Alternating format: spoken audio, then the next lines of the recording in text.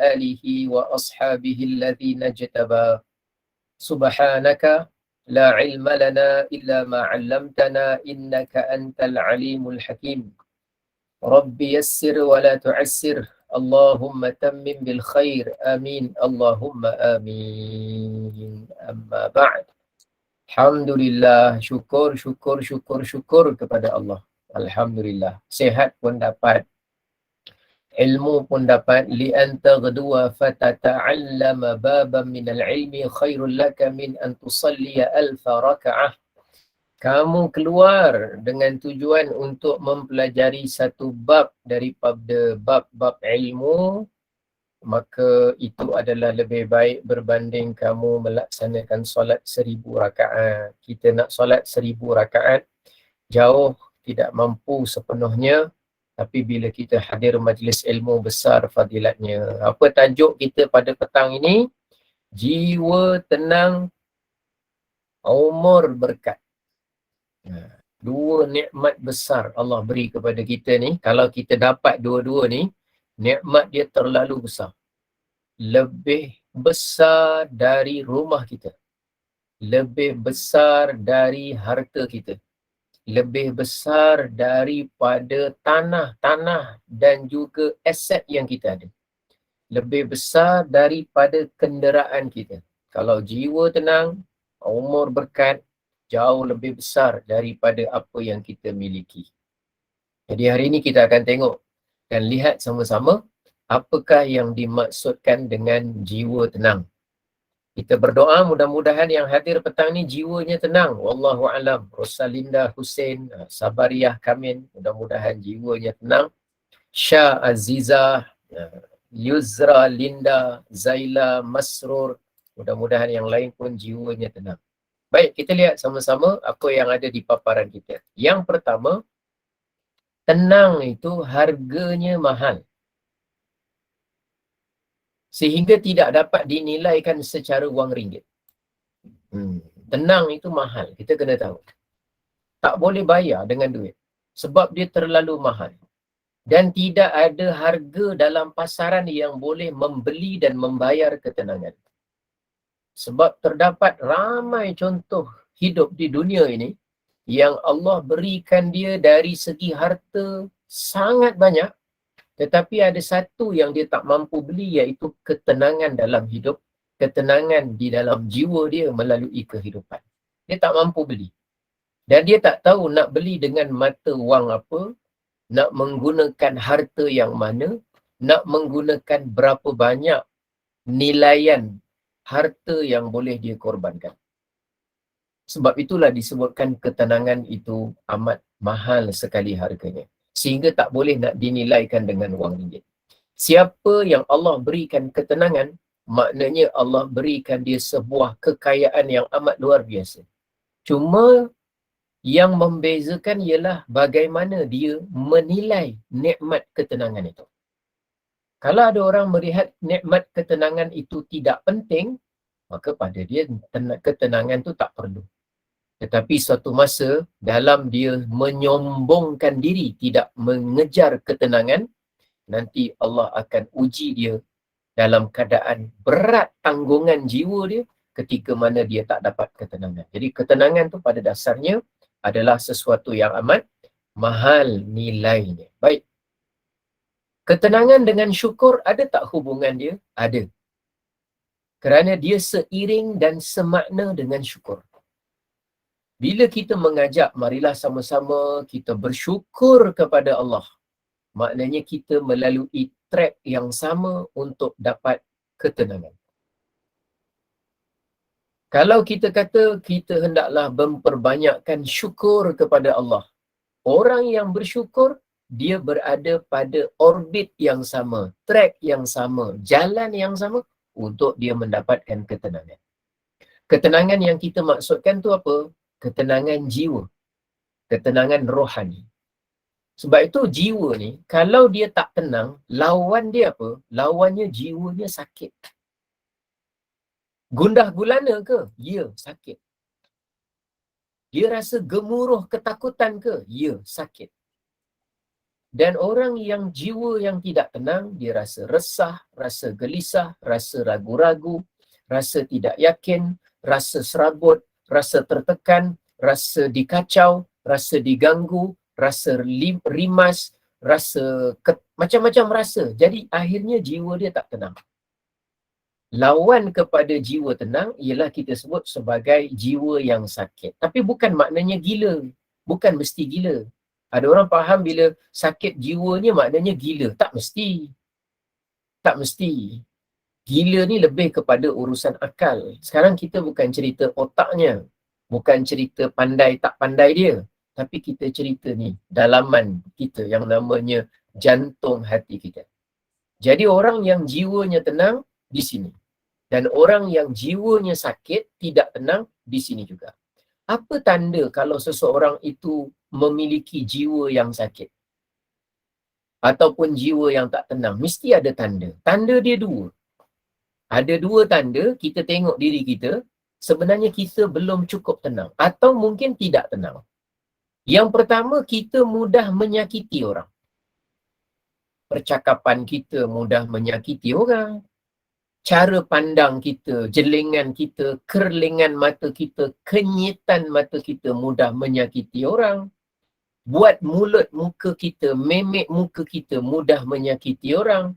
Orang yang mudah menyakiti orang, sama ada perbuatan, percakapan, memek muka, cara pandangan mata, ataupun apa saja, orang yang ada tanda-tanda jiwa dia sakit, jiwa dia tak tenang sebenarnya. Walaupun dia rasa aku puas dapat balas orang ini, aku puas dapat kenakan dia. Tak, sebenarnya bukan kepuasan. Dia mengalami jiwa yang sakit kerana dia mudah menyakiti orang. Itu tanda yang pertama, jiwa yang tidak tenang. Tanda yang kedua, ini lebih mahal tanda yang kedua yang kita kena beri perhatian, iaitu mudah rasa disakiti.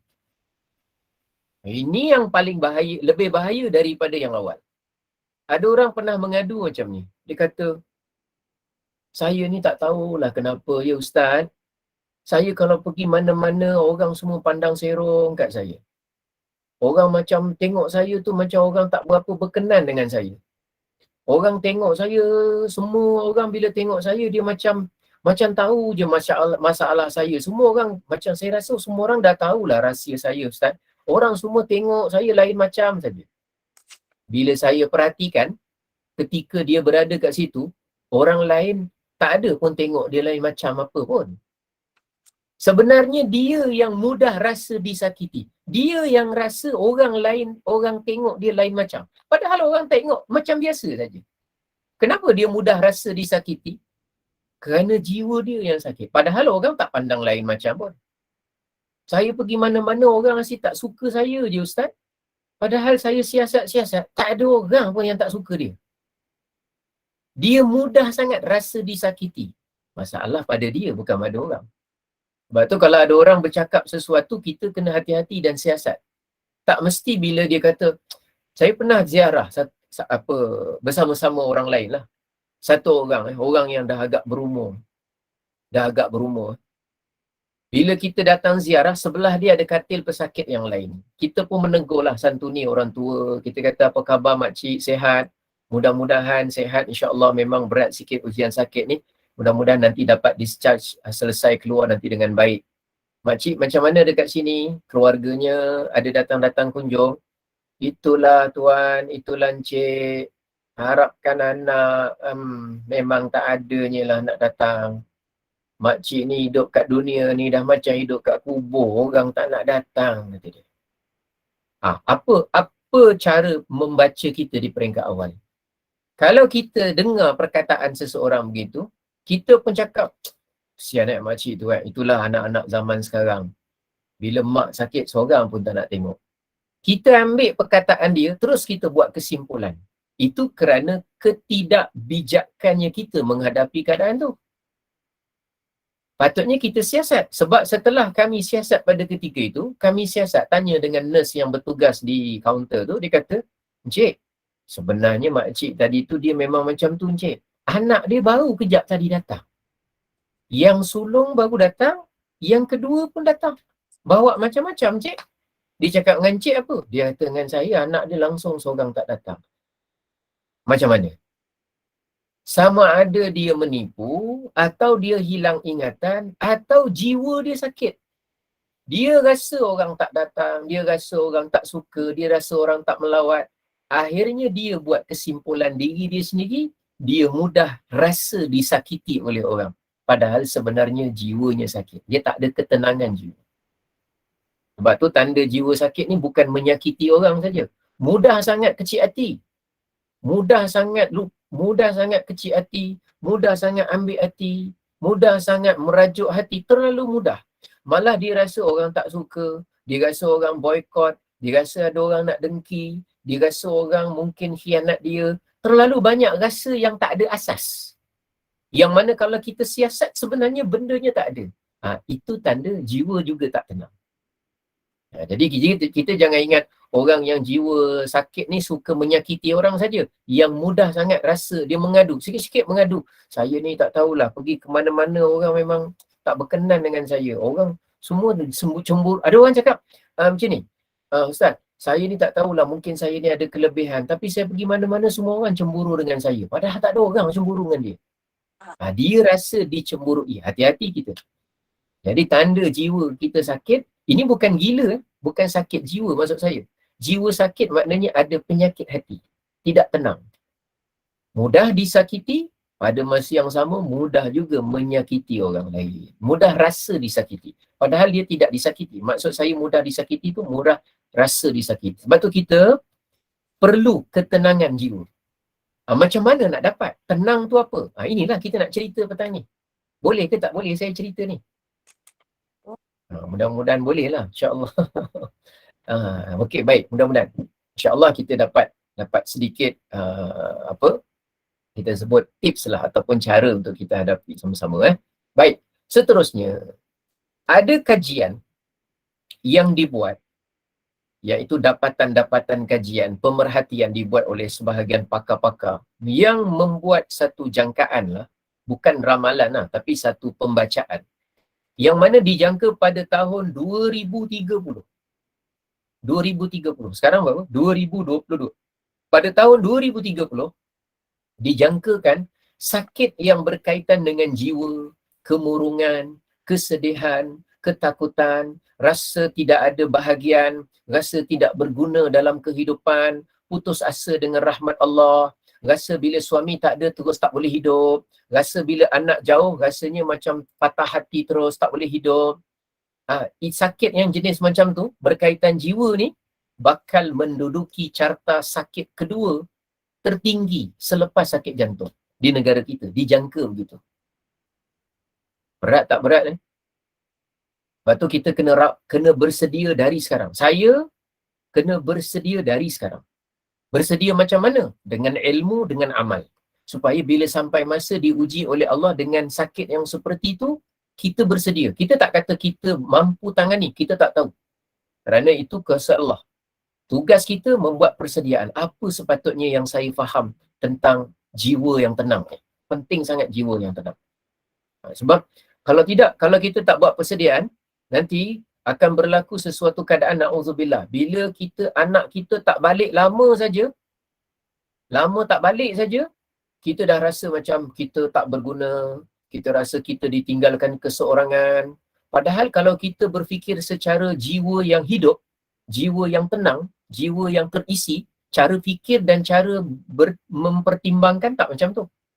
Orang yang ada wawasan akhirat, bila anak diambil dengan cara tempat kerja jauh, bila suami diambil dengan cara meninggal dunia, bila mak bapak diambil dengan cara dia mungkin meninggal dunia, suami mungkin sakit, anak mungkin duduk jauh, dia tahu bahawa itu adalah sebagai latihan penting sebelum dia benar-benar keseorangan di alam kubur. Dilatih awal-awal dulu. Macam mana engkau ketika mana engkau keseorangan. Dulu ketika anak dekat dengan engkau tidak mahu banyak menyebut nama aku. Ketika mak bapak engkau berada bersama engkau banyak menghabiskan masa dengan mak bapak engkau. Ketika engkau bersama dengan suami engkau kesana kemari berhabis masa dengannya. engkau kurang menyebut namaku, engkau kurang menyebut zikirkan namaku, kurang membaca Quranku, kurang. Sekarang aku tarik satu persatu sebagai ujian. Ketika engkau berseorangan, apakah engkau mengingati Allah Subhanahu Wa Taala? Malangnya setelah ditarik satu persatu secara bertahap, rupanya kita masih lagi menyesali dan tidak kembali memperbanyakkan zikrullah dan ingatan kita, ibadah kita kepada Allah. Jadi, persediaan kita macam mana? Jadi kita mesti ada perancangan dalam hidup, mesti ada target, mesti ada tujuan. Jadi kita tidaklah terlalu bimbang kalau dia menduduki carta kedua sakit yang terserius, berisiko sekali di Malaysia. Taklah begitu. Tapi kita fikirkan apa yang sepatutnya kita tahu dan kita buat serta kita kenal tentang jiwa yang tenang. Baik, kita tengok seterusnya. Seterusnya ialah syurga di dunia. Siapa yang dapat jiwa yang tenang bagaikan dia mendapat syurga di dunia. Walaupun dia duduk di rumah yang kecil, walaupun dia duduk di rumah yang kita sebut sebagai rumah yang serba kekurangan, walaupun selama ini dia duduk di atas pembaringan yang menyakitkan badan, tetapi kalau seseorang itu diberikan jiwa yang tenang, itu ibarat dia mendapatkan syurga di dunia. Tapi kalau seseorang itu memiliki hawa dingin yang lengkap, rumah yang tersergam indah, semuanya serba senang dan serba lengkap, tetapi bila dia tidak memiliki jiwa yang tenang, dia duduk dalam bilik yang besar pun dia tidak menikmati bilik yang besar itu. Walaupun dalam rumahnya ramai orang pun, dia tak menikmati betapa baiknya hubungan antara jiwa dia dengan orang-orang yang ada di dalam rumah. Ada sebahagian orang balik rumah stres. Ada sebahagian orang bila duduk dalam rumah makin tertekan. Padahal rumahnya cukup lengkap. TV, internet, aircon, dapur, peti ais, apa saja yang dia nak semua ada dari segi luaran material. Tetapi bila jiwa dia tak tenang, semua tu bagaikan tidak kelihatan di depan mata kerana yang sedang diperhitungkan adalah soal jiwa. Sebab tu siapa yang dapat jiwa yang tenang seakan-akan mendapat syurga di dunia. Cuba kita lihat kehidupan Nabi SAW. Rasulullah itu biliknya kecil. Kalau dia nak solat malam, Sayyidatina Aisyah perlu melipatkan sedikit kakinya untuk Nabi mendapatkan ruang melaksanakan solat. Kita bukan kata kaki kena lipat.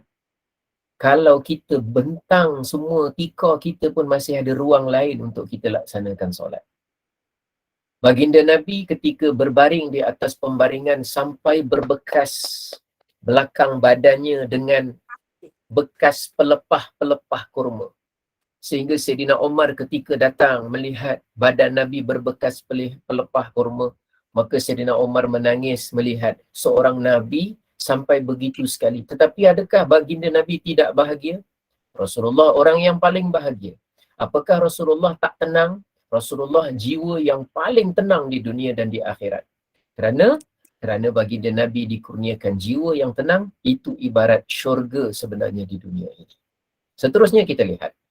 Manusia, cuma masalahnya, walaupun kita sebut penting kita dapat ketenangan jiwa, tetapi kebanyakan manusia dia confuse. Dia confuse. Yang mana satu tenang, lihat tu yang saya tulis tu, warna hitam, tenang. Yang mana satu senang, senang ni saya tukar warna dia, tukar warna merah, senang. Yang mana satu seronok. Tiga ni kita nak buat bezakan sikit hari ni. Yang mana satu tenang, yang mana satu senang, yang mana satu seronok. Ada orang dia pernah cakap begini, saya ingat saya nak pergi ke luar negara lah. Saya dah serabut banyak sangat masalah dekat sini. Saya ingat saya nak tenangkan hati lah. Nak pergi mana? Saya nak jalan, saya nak pergi ke Balkan. Saya nak jalan 10 hari, mudah-mudahan saya tenang. Mudah-mudahan saya tenang. Maka pergilah dia 10 hari melancong. Kemudian balik daripada melancong, masa 10 hari okey. Dia tak ingat masalah dia. Tapi tiba-tiba dia balik semula ke tanah air. Tiba-tiba dia rasa serabut semula. Dia rasa pening, dia rasa stres, dia rasa tertekan. Nampak serba lengkap luaran dengan kelengkapan, tapi dia keliru. Sebenarnya dia nak ketenangan, tapi yang dia dapat adalah senang dan seronok. Tenang, dia nak tenang, tapi yang dia dapat bukan tenang. Yang dia dapat senang dan seronok. Ada orang dia begitu. Dia keliru. Yang mana satu jalan ketenangan. Baik, apa beza antara tiga? Tiga ni kita nak bezakan supaya ni bukan soal tak boleh senang. Bagus kalau kita senang. Bukan tak boleh seronok, Ustaz. Maknanya kita kalau nak tenang, kita tak boleh senang. Boleh. Abdul Rahman bin Auf senang. Tapi tenang. Ustaz, boleh ke kita senang? Boleh. Nabi Sulaiman senang. Pada masa yang sama, dia seronok hidup dia. Tetapi pada masa yang sama, dikurniakan ketenangan jiwa. Jadi bukan salah senang semata-mata. Tapi kita kena tahu yang mana satu, yang mana satu, yang mana satu. Supaya kita bila pilih, kita tahu tujuan dan bagaimana hasilnya nanti insyaAllah. Baik, kita lihat. Kita bezakan. Jiwa, nampak ni? Saya tulis dengan tulisan warna merah. Jiwa, yang pertama tenang. Kotak yang kedua, saya tulis senang. Yang ketiga, saya tulis seronok. Seronok. Baik. Apa faktor yang menjadikan hidup kita seronok? Seronok biasa faktornya material, kebendaan. Boleh ke Ustaz? Tak ada masalah. Ni bukan cerita boleh ke tak boleh. Ceritanya bezakan. Seronok maknanya material. Contohnya apa?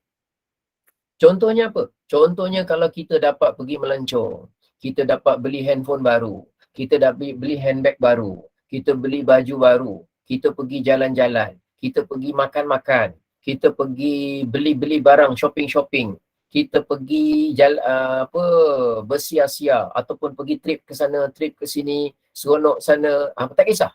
Itu maknanya ialah bukan ketenangan. Itu keseronokan. Kita bezakan saja, kita bezakan untuk bagi nampak. Seronok. Jadi kalau ada orang dia kata saya nak dapat ketenangan jiwa, saya ingat saya nak pergi ke umrah. Umrah tu apa tujuan?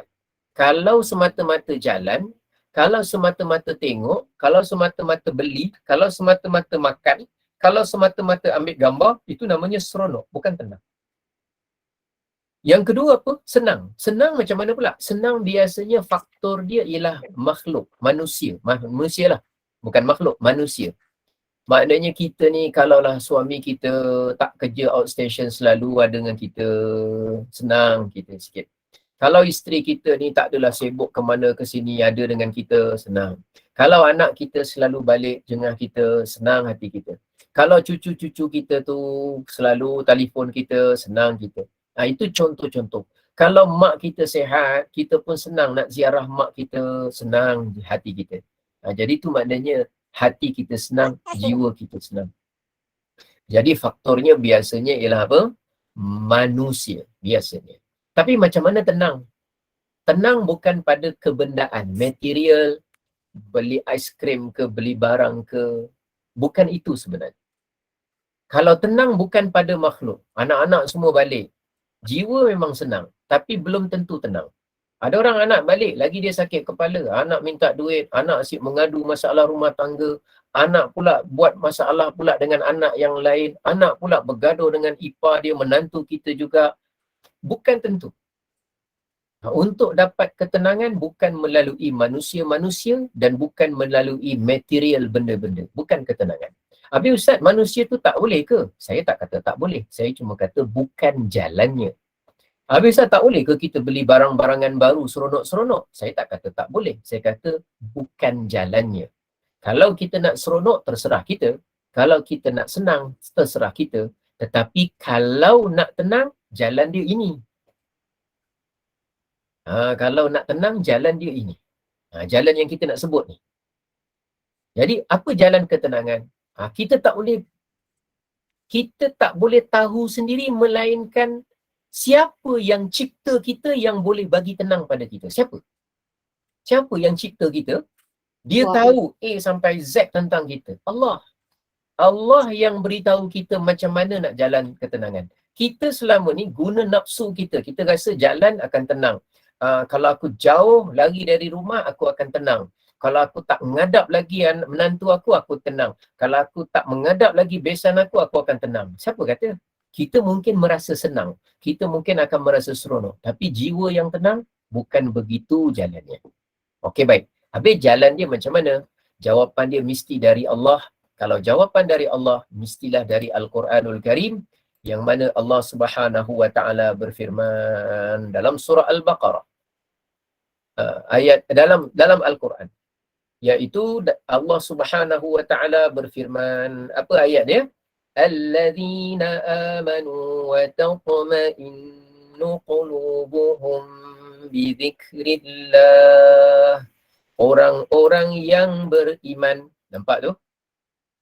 Tips yang pertama nak tenang, mesti urusan menjaga, memelihara iman. Itu yang pertama. Itu je jalan dia. Yang kedua, وَتَطْمَئِنُّ قُلُوبُهُمْ بِذِكْرِلَّهِ, dan tenang hati mereka dengan zikrullah. Ada iman, ada zikir. Jaga aktiviti yang berkaitan dengan iman, mesti ada program, disiplin, jadual yang berkaitan dengan zikir. Diingatkan, ala ingat, bizikrillah, bagi orang yang beriman itu, dengan mengingati Allah, dengan berzikir, nescaya jiwa, hati, jantung hati akan menjadi tenang. Tenang jalan dia dua je. Tenang jalan dia dua. Benda yang berkaitan kita meningkatkan iman, perkara yang menjadi penawar melalui zikrullah. Zikrullah tu maknanya wirid, maknanya ratib, maknanya tahlil, maknanya selawat. Itu kita masuk, maknanya baca Quran. Itu kita masuk dalam hal urusan zikir. Iman, menuntut ilmu, mempelajari tentang fiqh, tentang hukum hakam, mempelajari tentang akidah, itu semua majlis ilmu, itu semua berkaitan dengan iman. Semua berkaitan dengan iman. Itu dia, jalan ketenangan. Baik, kita bezakan lagi dengan secara contoh kehidupan seseorang. Baik, kita lihat seterusnya. Ini yang kita maksudkan qalbun, dalam bahasa Arab maknanya jantung. Kita biasa guna jiwa yang tenang ataupun hati yang tenang. Tapi sebenarnya heart maknanya jantung. Yang Rasulullah sebut, ala wa inna fil jasadi mudghah. Ingat, di dalam jasad manusia tu ada seketul daging. Idza saluhat salahal jasad kulluh. Apabila seketul daging itu dia elok, maka elok seluruh tubuh badan dia. Wa idza fasadat, tapi kalau seketul daging ni dia rosak, maka seluruh jasad akan rosak. Apa yang seketul daging itu? Ala wahiyal qalbu. Itu adalah qalbu. Qalbu tu maknanya duk jantung. Jantung kita ni, fizikal dia, zahir dia, kalau sihat, darah akan sampai ke hujung jari, kita akan dapat oksigen sampai ke seluruh tubuh, kita sihat. Kita punya tangan tak pucat, kita tak ada hitam-hitam sampai hujung, kita tak krem, kita boleh berfikir, oksigen sampai ke otak kita bila jantung kita baik. Tapi bila sesuatu yang berkaitan dengan jantung ada gangguan, ada sumbat sana, ada memekat darah dan sebagainya, maka dia akan, satu jasad ni akan terjejas semua. Mahu tak mahu, memang hadis dah beritahu dah. Tapi itu secara luaran. Secara batin, kalau jantung tu sihat, jiwa dia tenang, jiwa dia sihat, tak ada hasad, tak ada dengki, tak ada murung, tak ada apa, seluruhnya semua akan sihat. Jasad dia akan sihat, walaupun dalaman dia sihat. Jadi zahir dengan batin dua-dua penting. Tapi kalau jiwa dia sakit, jiwa dia murung, jiwa dia tertekan, jiwa dia apa, tengok nanti kita tengok. Dia punya pandangan mata dah lemah, dia punya muka pucat, dia punya darah tiba-tiba darah tinggi, tiba-tiba stres, semua berkaitan dengan jiwa. Hujung-hujung nanti orang kata, awak jadi macam ni sebab awak banyak sangat tekanan dan stres. Paling-paling macam tu saja. Antara kesimpulan yang terdekat yang boleh kita dapat. Yang saya cakap ni bukanlah fakta kesihatan yang tepat dari segi perincian, kerana kita banyak doktor-doktor yang boleh kita rujuk. Tapi saya nak cerita dari segi rangka umum, bagaimana tentang jiwa yang tenang. Baik, kita tengok seterusnya. Pentingnya jiwa yang tenang ini. Sebab itu memburu jiwa yang tenang itu hukum dia wajib, mesti. Sebab dia berkaitan iman dan zikir. Kita kalau buru ketenangan, pada masa yang sama kita dapat kesenangan dan keseronokan, alhamdulillah. Ini maknanya kurnia Allah besarlah. Ada orang tu kadang-kadang jiwanya tenang, hidupnya pula senang. Anak-anak ada, isterinya setia, suaminya amanah, mak bapaknya baik hubungan, dengan adik-beradik pun bagus, anak-anak semua soleh-solehah, memang hidup senang. Pada masa sama hidupnya seronok. Rumahnya besar, kenderaannya cukup, wangnya ada, pencennya memadai, nak belanja pun ada, nak pergi ke mana pun okey saja. Taklah mewah sangat, tapi serba ada. Orang yang kalau dapat tiga-tiga ni memang kurnia Allah. Sebab dia dapat tenang. Tapi yang mustahak mesti dapat tenang. Ada orang yang Allah uji, dia dapat yang warna hijau tu, tenang. Dapat juga. Walaupun kadang-kadang hidup dia tak senang. Dia tu diberi ujian berat. Anak 3 orang dah meninggal, mati lemas. Isteri pula meninggal dunia, mati kemalangan. Tinggal 2 orang anak yang masih kecil, dia menghadap seorang-seorang jaga. Kemudian gaji tak berapa besar. Rumah pula sewa tertunggak-tunggak, tak bayar. Cukup-cukup makan. Jadi dia tak ada keseronokan. Duit tak cukup, handphone tak ada, internet tak pandai, nak berbagaikan kebolehan tak mampu. Pada masa yang sama, kurang kesenangan, kurang keseronokan. Tetapi pada masa yang sama, orangnya jaga solat. Pada masa yang sama, dalam keadaan badan tak berapa sihat, dia tetap tidak meninggalkan zikrullah. Zikir pagi petangnya dibuat. Baca Qurannya tetap. Kerja apa adanya tak pernah berkira. Hanya tak cukup kerana dia tak mempunyai kepandaian untuk menambahkan jumlah pendapatan. Tapi kerja tak pemalas. Kerana imannya bagus. Orangnya rajin. Dia walaupun dia menghadapi kesusahan yang banyak, tetapi sebenarnya dia sedang menghadapinya. Kita nampak macam serba susah, tetapi jiwanya tenang. Hakikatnya jiwa tenang. Dengan syarat, dia menjaga urusan iman dan zikir tadi. Ini contoh kedua, macam mana kita membezakan. Tadi secara jadual. Sekarang secara turutan. Dapat tenang, dapat senang, dapat seronok. Ada yang dapat tenang, tak senang, tak seronok. Tapi yang mustahak dia dapat tenang. Untuk nampak lebih lagi, kita tengok bagaimana contoh di dalam Al-Quran. Apa contoh yang ada dalam Al-Quran? Al-Quran membezakan antara orang yang dapat senang dengan orang yang dapat tenang. Senang tu saya packagekan, senang seronok. Dengan orang yang dapat tenang. Contoh, nombor 1. Tengok contoh tu. Baris yang kedua. Ada nama Fir'aun. Ada yang kenal Fir'aun? Kenal Fir'aun? Kenal Fir'aun? Member lama, bukan kan?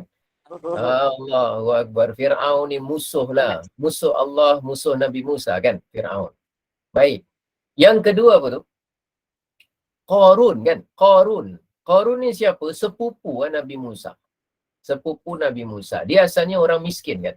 Tak ada kesenangan, tak ada keseronokan. Tapi setelah dia minta Nabi Musa doakan supaya dia jadi kaya, lepas tu Allah kurniakan dia kepandaian ilmu, akhirnya Qarun jadi orang kaya. Sangat kaya. Tahu Qarun punya harta macam mana?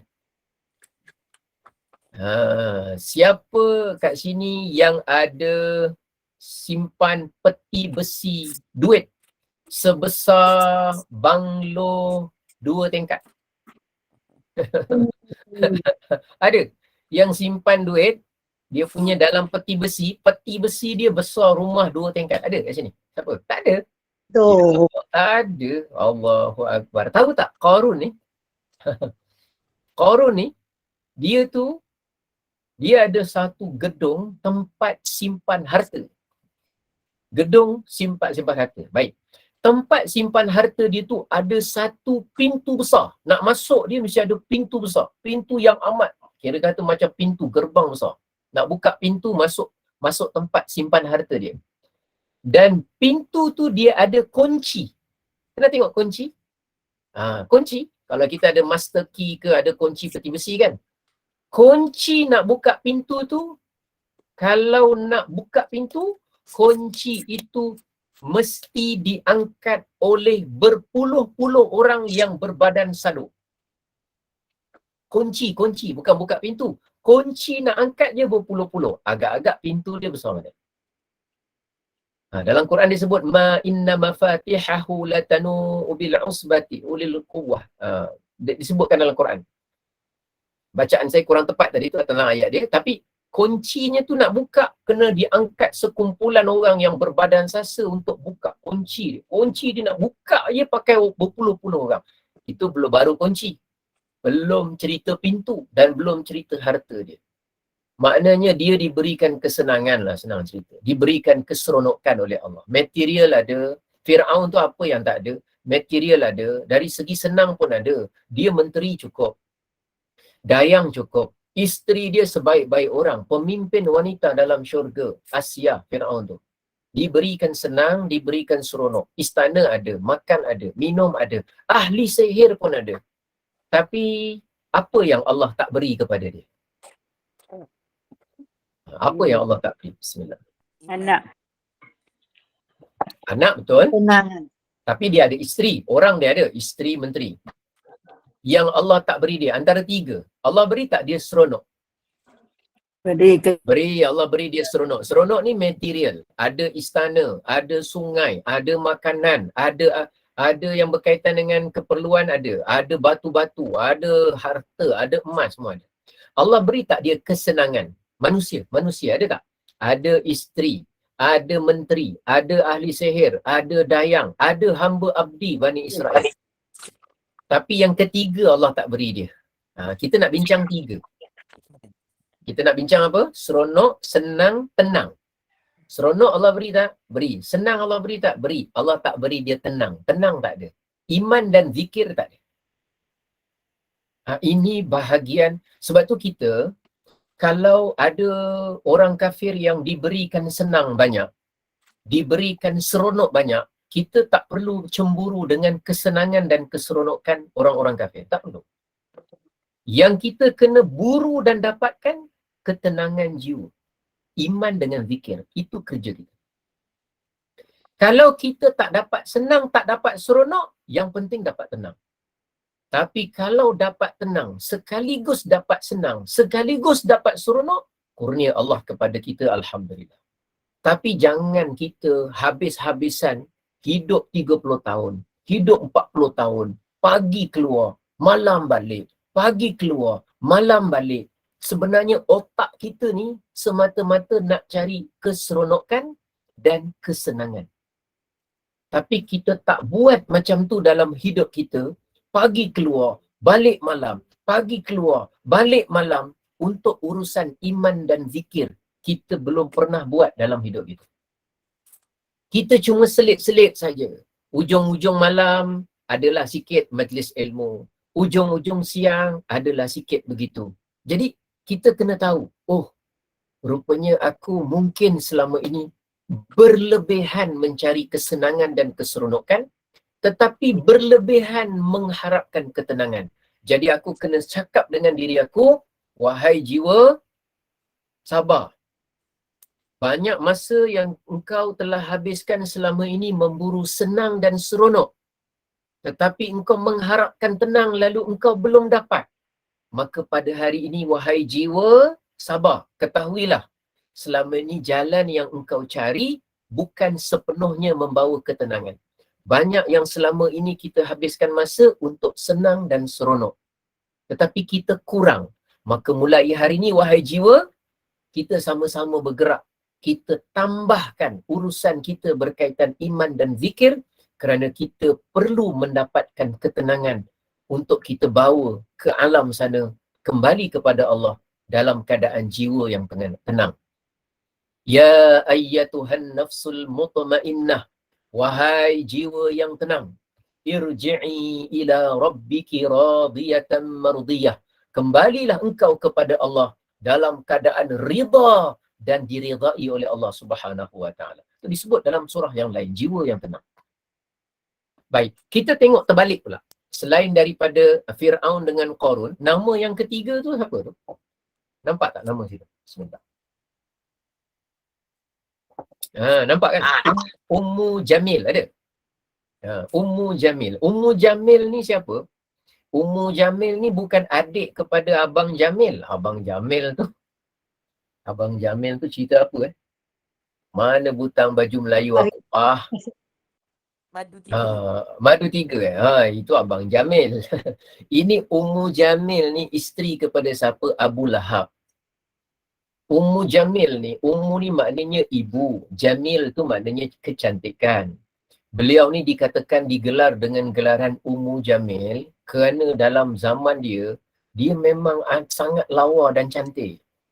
Allah bagi dia lawa, Allah bagi dia cantik, Allah bagi dia senang, Allah bagi dia seronok, Allah bagi dia suami yang sama jahat sekepala dengan dia, sama-sama juga memaki hamun Rasulullah. Allah bagi dia senang dan seronok.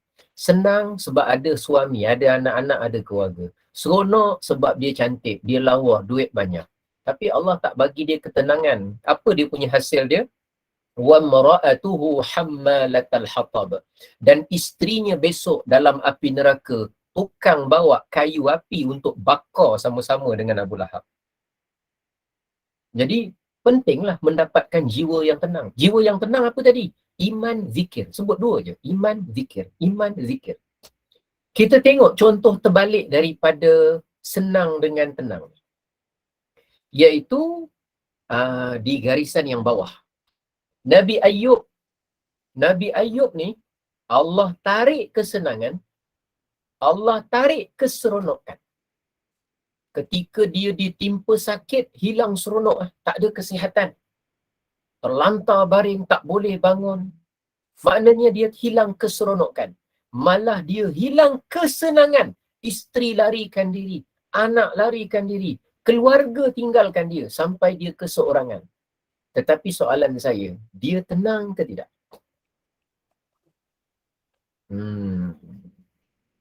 Dia hilang kesenangan. Anak isteri lari, keluarga semua lari, tinggalkan dia seorang kesakitan. Dia hilang keseronokan, kesihatan hilang. Dia tenang ke tidak? Tenang. Dia ada tak jadi depres ataupun dia kemurungan? Ada tak dia kemurungan? Kenapa dia tenang? Sebab dia dalam surah Al-Anbiya, ketika dia diceritakan tentang kisah Nabi Ayub, Rabbi anni massaniyad-durru wa anta arhamur rahimin. Ya Allah, aku ditimpa sakit tapi Engkau Maha Pengasih, ya Allah. Ya Allah, Engkau Maha Pengasih, ya Allah. Ya Allah, Engkau Maha Pengasih, ya Allah. Dia iman, dia zikir. Jiwa dia tenang. Orang tinggal ke, orang tak peduli ke, orang biarkan terlantar ke, jiwa dia tak kacau. Jiwa dia tenang. Ya Allah, Engkau timpakan aku sakit. Engkau Maha Pengasih, ya Allah. Engkau Maha Pengasih. Engkau Maha Pengasih, ya Allah. Kasihnya Engkau kepada aku, ya Allah. Jiwa tenang. Itu yang kita nak tahu. Nabi Yunus AS, dia dihilangkan keseronokan. Apa dia? Dia masa dia naik atas kapal tu, ketika dia dicampak masuk ke dalam laut kerana tarik undi nama dia hilang yang pertama keseronokan. Dekat bawah tak ada material, tak ada kapal, tak ada tong gas, tak ada oksigen, tak ada kayu, tak ada pelampung, tak ada baju menyelam, semua tak ada, material tak ada. Dan dia hilang kesenangan, tak ada member, tak ada kawan, tak ada adik-beradik, tak ada pasukan penyelamat, tak ada bomba, semua tak ada. Orang tak ada, material pun tak ada. Mati-mati mentah macam tu saja dicampak. Soalan saya, seseorang yang ditarik kesenangan, ditarik keseronokan, hilang material, hilang manusia, tetapi dia ada dua bekalan, iman dan zikir. Sekalipun ditelan ikan, bukan dia telan ikan. Kalau kita yang telan ikan, makan ikan dah banyak, ikan masuk perut kita dah banyak. Kita masuk perut ikan tak pernah. Baginda Nabi Yunus sampai masuk dalam perut ikan. Dia berada dalam kesusahan. Orang tak bantu, material yang mencukupkan pun tak ada. Tetapi bila dia ada iman dan zikir, dia ada kekuatan iman kepada Allah, di dalam perut ikan selama beberapa hari, la ilaha illa anta subhanaka inni kuntu minadh zalimin. Soalannya, berbekalkan ketenangan itu, selesai tak masalah dia? Selesai tak masalah dia? Jawapannya Allah selesaikan. Kerana apa? Kerana dia ada tenang jiwa. Sebab tu jiwa yang tenang penting. Jiwa yang tenang tu penting. Habis Ustaz, maknanya kita tak boleh ke dapat kesenangan? Saya tak kata macam tu. Maknanya kita tak boleh keseronok-seronok Ustaz dengan kebendaan dan material. Saya tak cakap. Itu awak yang faham. Habis Ustaz, boleh tak kalau kita nak tiga-tiga? Boleh. Siapa kata tak boleh? Kenapa Ustaz cakap boleh?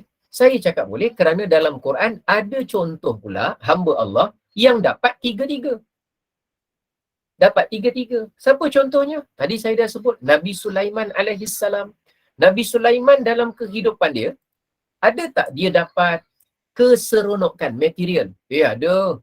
Dia punya istana dia, dia punya lantai dia sampai Puteri Balkis selak kain. Ingatkan air, rupanya lantai. Punyalah jernih. Material.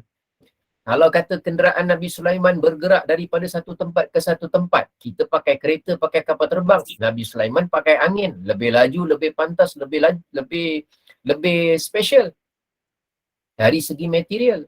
Dari segi kesenangan, isterinya ramai, pembantunya ramai, tenteranya besar, jin-jin bekerja dengan Nabi Sulaiman. Nabi Sulaiman nak perintahkan jin alih barang pun boleh, dia nak perintahkan syaitan buat kerja pun boleh, dia nak perintahkan binatang pun dia boleh perintahkan.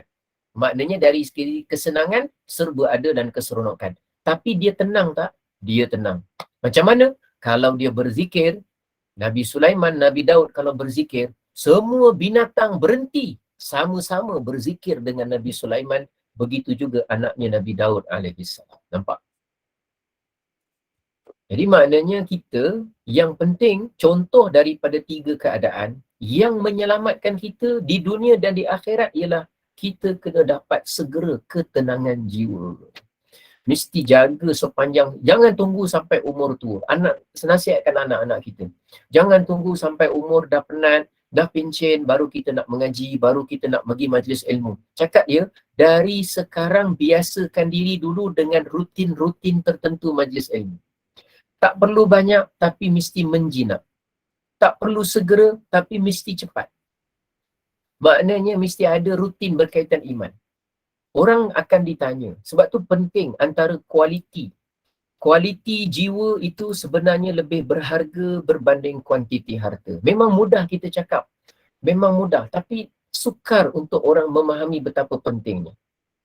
Jadi persoalan sekarang, apakah Islam tu anti kepada tak boleh bersenang-senang? Saya tak kata bagus bersenang-senang. Kerana bersenang dengan isteri, dengan suami, dengan anak, dengan cucu, dengan mak bapak, adik-beradik, itu salah satu silaturahim. Tak ada salahnya. Apakah tak boleh seronok-seronok Ustaz jalan-jalan? Tak, boleh. Saya sendiri suka berjalan. Qul siru fil ard. Maka katakanlah wahai Muhammad, suruh mereka berjalan di atas muka bumi. Fanzur. Maka lihat kaifa kana aqibatul mukadzibin, supaya mereka melihat macam mana kesan umat-umat terdahulu yang mendustakan tentang ayat-ayat Allah dan kebenaran agama. Jalan, tengok. Apakah Islam anti kekayaan? Kalau Islam anti kekayaan, tak adalah kewajipan bayar zakat. Zakat tu daripada apa? Harta. Harta yang mana? Harta yang tersimpan. Tersimpan selama bila? Selama 1 tahun. Macam mana harta boleh tersimpan? Sebab kaya tersimpan. Kalau tak kaya, serba tak cukup. Jadi dia bukan anti kepada itu, tapi menyusun keutamaan. Jangan sampai mengejar kesenangan tapi mengharap ketenangan. Tak kena. Mengejar habis-habisan keseronokan, cari duit, mengejar keseronokan, mengharap mudah-mudahan nanti hari dah tua tenang. Rupanya bila duit dah banyak, tenang tak dapat. Sebab ketenangan bukan dari duit. Dia salah faham. Duit tak salah, dia salah faham. Dia rasa bila duit banyak akan beri ketenangan. Hidup dah tua nanti tenang lah. Tak tenang. Pasal rumah gaduh, pasal jiran masalah, pasal harta kena scam, pasal anak, macam-macam. Allah boleh jadi macam-macam ujian pada kita. Dunia ni milik Allah. Dia boleh buat sebagaimana apa yang Allah kehendaki. Tinggal kita kena faham. Jalan ketenangan adalah jalan yang digariskan oleh Al-Quran. Islam tidak anti kesenangan. Islam bukan memusuhi keseronokan. Islam juga bukan membenci kekayaan. Tetapi menyusun keutamaan agar kita tidak salah jalan. Itu saja. Baik, kita lihat seterusnya. Jadi kalau kita dapat yang namanya ketenangan tapi tak kaya, kita kena tahu. Tujuan kita jadi kaya lebih baik, lebih penting berbanding kekayaan itu sendiri. Apa tujuan jadi kaya? Ada orang nak jadi kaya, nak berharta, nak senang, nak seronok. Apa tujuan jadi seronok? Kalau perkara itu memanfaatkan akhirat, ya silakan. Kalau tidak, dia tidak begitu penting dan mustahak untuk kehidupan kita. Jadi, kita nampak kan beza kan? Antara senang lawan dengan tenang. Ada beza dekat situ. Tapi inilah satu masalah manusia. Masalah utama manusia apa? Sudah diberitahu jalan ketenangan adalah iman dan zikir. Tapi yang dia masih mau juga yang jalan yang lain juga. Itulah kita lah sebagai kita. Contohnya binatang yang ada apa? Yang ada saya letak itu gambar apa tu Boleh nampak ke gambar binatang tu apa gambar? Kalau kat handphone mungkin tak berapa nampak. Boleh nampak ke? Apa binatang tu? Nampak macam apa bentuk dia? Kelekatu. Kelekatu. Kalau siapa nampak kelekatu tu okeylah. Maknanya gambar saya jelas lah. Jelas. Okey. Kelekatu ni kalau kita tengok apa perangai dia? Dia suka apa? Lepas-lepas hujan, lepas-lepas angin-angin tiup, dia suka menuju ke mana biasa? Cahaya. Betul. Dia pergi kat cahaya. Lepas cahaya tu dia buat apa kat cahaya tu? Dia tengok ke dia buat apa? Lepas tu jatuh dah mati. Dia kan, dia dah nampak cahaya tu kat lampu kan? Yang saya faham lah. Cuba kalau saya salah betul kan? Sebab saya tak pernah jadi kelkatu, jadi macam tak tahu sangat. Kelkatu ni dia dah nampak cahaya. Lepas tu dia langgar cahaya tu. Dah baik-baik dia ada sayap, dia boleh terbang, dia langgar, lepas tu dia jatuh ke bawah. Lepas tu datang kelkatu yang lain. Dia dah nampak kawan dia langgar dan dah terjatuh kat bawah.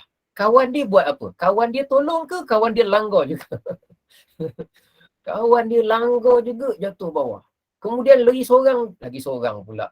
Macam orang pula. Lagi seekor langgar jatuh juga bawah. Lagi seekor. Dah nampak orang tu jatuh ke bawah. Orang tu pula silap lagi. Dah nampak member Al-Kelkatua tu jatuh bawah. Yang lain pun ikut juga langgar. Dah dibagi tahu siapa langgar, tanggal kepak dia terus tak boleh terbang, nanti susah, jatuh bawah. Tapi kerana tak tahulah, agaknya memang namanya Kelkatu, dia yang lain pun ramai-ramai langgar, banyak-banyak dah jatuh bawah, dah tak ada kepak dan sebagainya. Kalau Kelkatu tu kita boleh faham lah, sebab dia tak ada akal. Dan itu fitrah dia memang begitu, kita pun tak salahkan dia. Yang kita ni manusia ni dah tahu, ramai orang yang hari-hari kejar seronok, kejar senang, jiwa tak tenang. Orang yang tak diberikan tenang macam Fir'aun, macam Ummu Jamil, macam Qarun. Orang yang Nabi Yunus, Nabi Ayub yang tak diberikan senang dan seronok tapi tetap tenang. Dah diberitahu. Tapi kita, hidup kita, habis-habisan fikir untuk hanya mendapat senang dan tenang. Kalau ditanya kepada seseorang, yang mana penting? Antara senang dengan tenang, yang mana penting? Mana yang lebih dipenting? Dia akan cakap, saya yang lebih penting ketenangan hidup, ketenangan. Tapi buktinya kita tengok, cuba tengok. Bila pagi-pagi pergi kerja pukul 6, pukul 7, kita tengok aja taman kita, kampung kita, bila pagi saja pukul 6.30, pukul 7, pukul 8,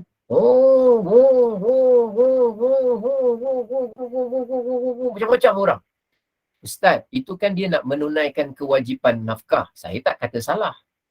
Cuma saya terfikir, adakah seperti itu dia serius ketika datang ke urusan iman dan zikir? Adakah ketika pagi tu mereka menuju ke masjid, menuju ke tempat solat sebegitu dahsyat macam mana dia buat pada urusan seronok dan senang? Kebanyakan orang yang keluar ni dia nak kejar seronok dan senang. Saya tak kata salah. Seronok apa? Dia nak bayar duit kereta. Seronok apa? Dia nak bayar duit elektrik. Seronok apa? Dia nak bayar duit ni dan bayar apa? Salah ke? Tak salah. Tak salah. Itu semua tanggungjawab, nafkah dan sebagainya. Tapi yang salah bukan mencari kesenangan, bukan mencari keseronokan, tetapi mendahulukan kesenangan dan keseronokan tetapi mengkemudiankan ketenangan. Yang tu salah. Kita mengutamakan ketenangan. Mesti ada banyak aktiviti iman dan zikir. Pada masa yang sama, tetap mencari kesenangan dan keseronokan. Kita perlu harta, kita perlu duit, kita perlu pendapatan, kita perlu keuntungan, kita perlu perniagaan. Betul. Semua itu boleh saja, tidak ada salah. Tetapi yang salah bila dia salah menyusun keutamaan yang mana satu yang mesti dia ambil berat. Sedangkan kita tidaklah menjadi kewajipan kita, melainkan mesti bersungguh-sungguh untuk mencari ketenangan hidup. Soalannya sekarang, kenapa jiwa tak tenang?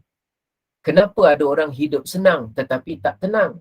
Kenapa ada orang hidupnya huha-huha seronok tapi dia tetap juga tak tenang? Yang ini insya-Allah kita akan lihat sambungan daripada cerita jiwa yang tenang, umur yang berkat dalam episod yang akan datang. Panjang lagi saya nak cerita ni, dia ada jalan dia. Ada tentang tujuan hidup. Kita sebab jauh daripada tujuan hidup. Tujuan hidup tu macam mana? Jalan dia macam mana? Cara dia macam mana, step dia macam mana, apa yang ada contoh dalam Al-Quran, apa makna tujuan. Kita hidup ada dua tujuan, ada fid dunya hasanah wa fil akhirati hasanah, dan macam-macam. Mudah-mudahan insya-Allah dalam pertemuan kita yang akan datang, kita akan lanjutkan cerita jiwa yang tenang, umur yang berkat. Mudah-mudahan yang mengikuti, yang mendengar, yang mengambil berat, yang mengambil pertimbangan, yang serius, yang bersungguh-sungguh, yang hadir pada petang ini, semua sekali, Rafi'ah Yahya, Khadiyati Salahuddin, Salbiyah Jaafar, Zaini Abdul dan lain-lain, Maimunah, Rohana Kasim dan semuanya, mudah-mudahan diberikan jalan ketenangan dan mampu untuk memperbanyakkan asbab kepada ketenangan. Asbab untuk dapat tenang dalam Quran disebut dua. Terima kasih Ustaz. Iman dan zikir. Jadi zikir luas ceritanya, iman ada luas ceritanya. Jadi kita doa sama-sama, mudah-mudahan kita sebenarnya bukan maknanya kita cari ketenangan tak boleh seronok. Bukan, itu salah sangka, salah faham. Bukan maknanya kita tak boleh untuk bersenang-senang hidup senang. Bukan. Tapi kita nak tahu sebenarnya hidup ni untuk apa dan bagaimana dan ke mana kita nak tuju dan apa jalan dia. Oh, jalan tenang macam ni ya Ustaz. Oh, jalan senang macam ni kan, tapi yang ni boleh, yang ni tak boleh. Oh, jalan seronok, yang ni boleh, yang ni tak boleh. InsyaAllah lanjutan daripada nanti pertemuan kita akan kupas dan oh, ada yang minta supaya buka table tadi ya. Okey, saya tinggalkan table ini bagi memudahkan kita. Boleh nampak? Ini contohlah nak bagi nampak saya buat table tu, sebenarnya saya nak memisahkan antara, tetapi Ustaz, pada saya tenang, senang, seronok sama saja. Tak, saya tak kata tak boleh sama. Cuma saya bezakan tiga ni untuk memudahkan pemahaman saja. Tapi kalau seronok kita nak maknakan dengan makna lain, senang kita nak maknakan makna lain, ia terserah, tak masalah. Ini hanya cuma pendekatan dari segi membuat penjelasan saja. Mudah-mudahan ada ilmu yang dapat kita dapat, ada kefahaman yang bertambah. Ingat, siapa nak screenshot ke, nak ambil ke, apa ke, tak ada masalah. Yang penting diamalkan dan disebarkan kepada orang lain. Ilmu milik Allah. Allah boleh beri kepada siapa yang Allah beri. Mudah-mudahan tambah kefahaman kita dalam urusan agama. Saya tutup sebelum serahkan kepada pengacara majlis, saya tutup dengan sebuah hadis yang selalu jadi motivasi kita. May yuridillahu bihi khairan yufaqihu fiddin. Siapa yang Allah berkehendakkan kebaikan untuknya, maka Allah akan tambahkan kefahamannya dalam urusan agama. Jadi mudah-mudahan manfaat, mudah-mudahan barakah, mudah-mudahan Allah limpahkan kurnia dan rahmat kepada kita insya-Allah. Berkenaan dengan pertanyaan tadi, ayat 28 tu surah apa? Nama dia surah Ar-Ra'd. Tengok nanti pada juzuk yang ke-13, surah Ar-Ra'd di bahagian bawah muka surat tu, ala bi dzikrillahi tatma'innul qulub. Barakallahu fikum, jazakumullah, mudah-mudahan manfaat. Terima kasih. Saya serahkan semula kepada pengacara majlis. Alhamdulillah, alhamdulillah. Syukur pada Allah, banyak ilmu yang dicurahkan Ustaz pada petang ini.